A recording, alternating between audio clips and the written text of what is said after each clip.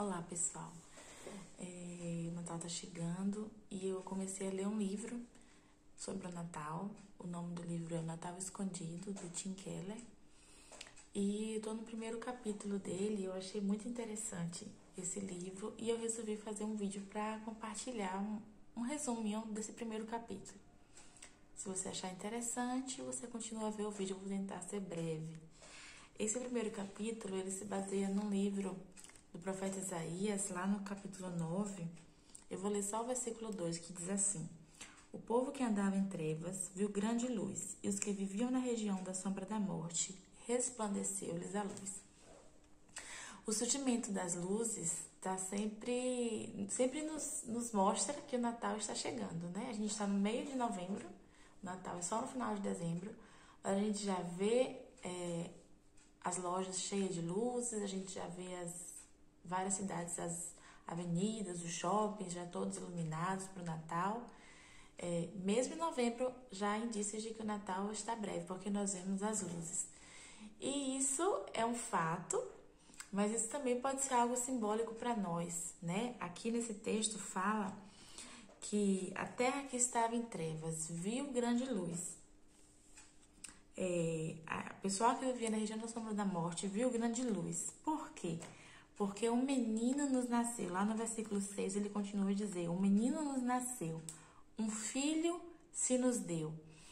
E na época do nascimento de Jesus, o mundo vivia em grandes trevas, né? E nós também vivemos em trevas. Mas que trevas são essas?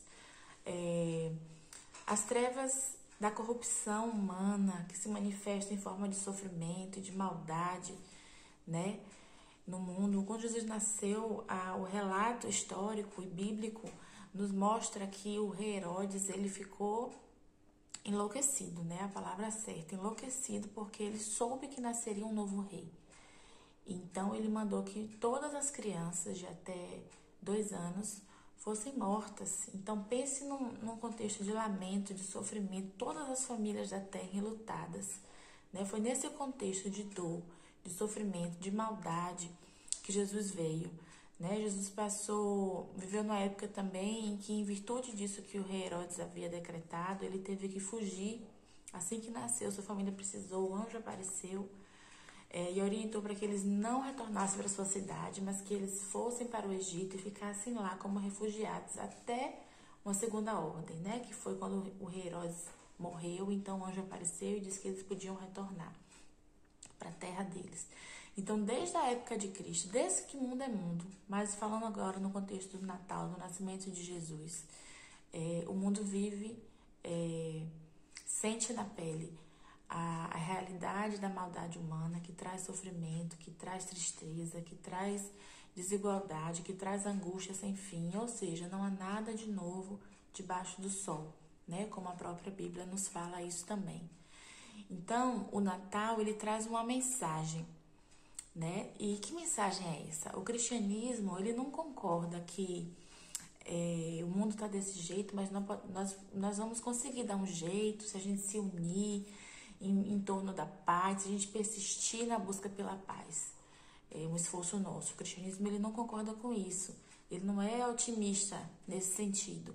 Ele também não é pessimista no sentido de dizer assim que o mundo tá assim, vai ser assim mesmo, não tem jeito para nós, não consegue vislumbrar um futuro, nem que seja um futuro utópico. Ele também não é pessimista dessa forma. Mas ele traz uma mensagem realista. Que mensagem é essa que o cristianismo nos traz? Ele nos mostra que as coisas vão mal mesmo, como o próprio versículo diz aqui, a terra que andava em trevas, né? As coisas vão mal, mas essa terra que vive em trevas, ela viu uma grande luz. Então, a mensagem do cristianismo é a esperança. Apesar da angústia, apesar do sofrimento, apesar do tormento que a humanidade vive, que a terra sente também, pelos efeitos da maldade do homem, da ganância do homem, a própria terra sente isso em si, né? A gente vê os efeitos climáticos e tudo mais. Então, a mensagem do cristianismo é a esperança. Resplandeceu uma grande luz. A Bíblia não nos fala que resplandeceu uma grande luz no mundo, mas ela fala que resplandeceu, que raiou uma luz sobre o mundo. Ou seja, a Bíblia nos aponta que a solução para esses problemas, para essas questões, elas não vão surgir de nós mesmos, mas essa solução vai raiar sobre nós, já raiou sobre nós. Quando? Há 2000 anos atrás, quando um menino nos nasceu, um filho se nos deu e o governo está sobre os seus ombros. Por mais que a gente pareça viver de uma forma que é assim desregrada, que não, lançados à própria sorte, com tanta maldade no mundo, mas a Bíblia diz que o governo está sobre os ombros desse menino que nasceu. E o seu nome será Maravilhoso Conselheiro, Deus Forte, Pai da Eternidade e Príncipe da Paz. Jesus, ele veio à Terra como Filho de Deus. Ele era Deus, mas ele veio como homem. Ele é totalmente Deus, mas ele também foi totalmente homem. Ele nasceu num contexto de pobreza, num contexto, numa manjedoura, numa circunstância totalmente atípica para o nascimento de um bebê. Não havia nenhum lugar com capacidade para dar pouso para aquela jovem mãe naquela noite. Só havia mesmo lá a manjedoura junto aos animais. E foi lá que o Filho de Deus nasceu. E ele passou toda a sua vida, sentiu tudo que a gente sentiu. Já começou nascendo num contexto desse, num contexto de fragilidade, de vulnerabilidade, de aparente, né? Fragilidade e vulnerabilidade. E ele, com isso, durante toda a sua trajetória de vida, ele sofreu, ele foi abandonado, precisou ser exilado, ele foi traído, ele foi injustiçado, ele foi torturado, foi morto.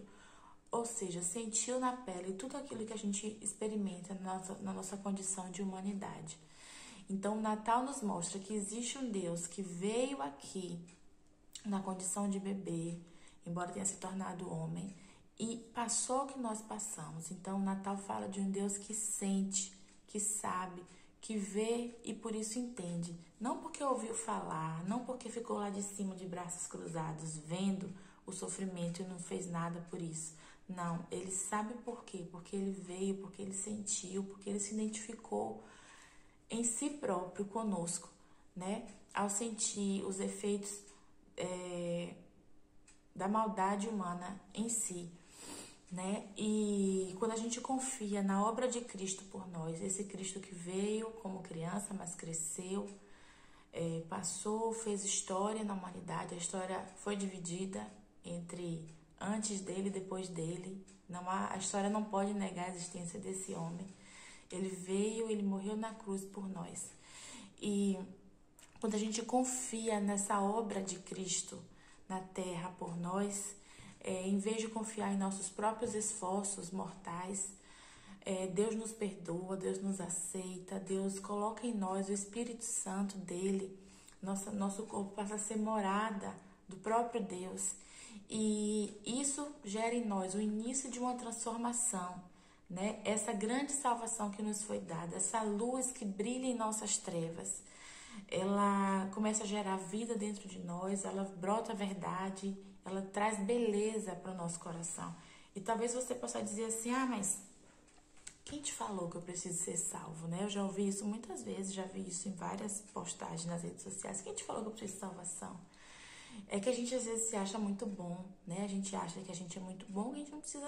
Por que eu preciso de Jesus? Por que eu preciso confiar na obra de um Cristo que você está falando para mim? A gente se acha muito bom mesmo, sabe? A gente acredita que a gente é bom, por isso que a gente acha que a gente não precisa de Deus.